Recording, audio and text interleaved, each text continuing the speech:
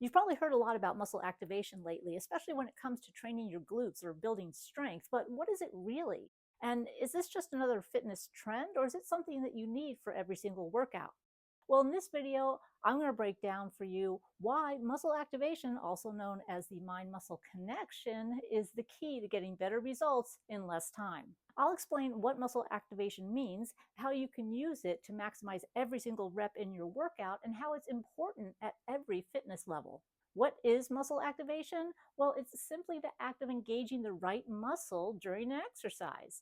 It's making sure that the muscle you're targeting is doing the actual work rather than other supportive muscles. For example, when you're doing squats, you want your quads and your glutes to be doing the heavy lifting, not your low back.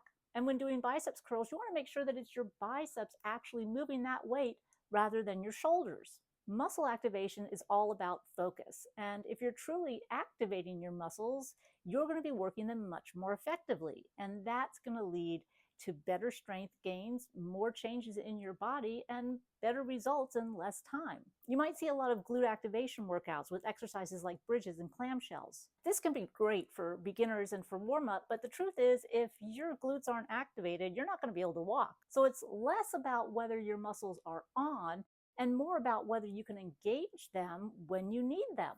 These exercises are great for building a mind-muscle connection, especially if you have trouble feeling your quads or your glutes in your heavier lifts like your squats and deadlifts. But they're not going to do a whole lot for your size and strength gains or the shape of the muscles. For real changes, you need exercises like squats and deadlifts and lunges, and you need to make sure you're activating the right muscles on every single repetition. So how do you activate your muscles properly? Well, it begins with proper form. Proper form isn't just about preventing injury. It's about making sure the right muscles are doing the work. To get the most out of your proper form and your workouts, slow down your movements and think about the muscle you're targeting. Focus on that muscle doing the work during the entire range of motion. Does that muscle initiate the movement?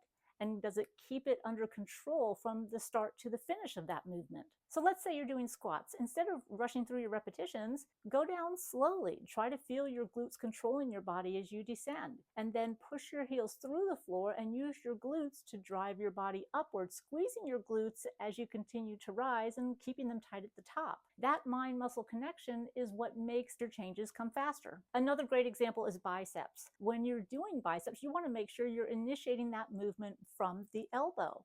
You don't want to be putting your shoulders forward. And you definitely don't want to be resting the biceps at the top of the movement. And then you lower slowly using the biceps, not allowing the shoulders or any other part of your body to come into play. Once you've nailed muscle activation with body weight type exercises and you have a good mind-muscle connection, then move on to heavier weights or more resistance. Increasing resistance is the best way to gain strength and change the shape of your body, but it's only going to work if the target muscle is actually doing the work for that exercise.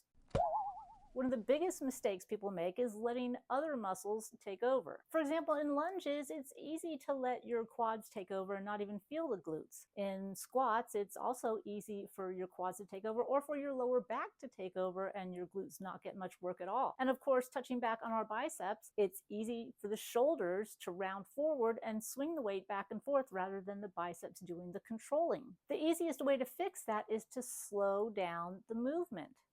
It's going to help you feel the muscle better. It's going to help work the muscle more efficiently. And of course, it's going to keep you away from injuries as best as possible.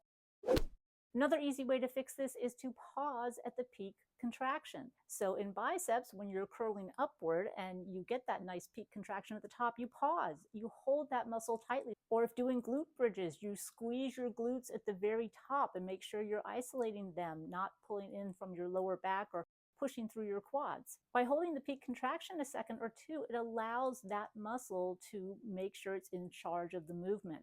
Holding the bottom position of a squat for 1 to 2 seconds is a great way to force that muscle to engage and also help you develop control and strength. Check out my tempo training video because there's so many different ways that you can change up your tempo to not only help you feel the muscle work correctly, but to add variety to your workouts and to make your results come faster. Muscle activation is your mind-muscle connection. It's getting that focus so that you're using the right muscle to do the actual movement.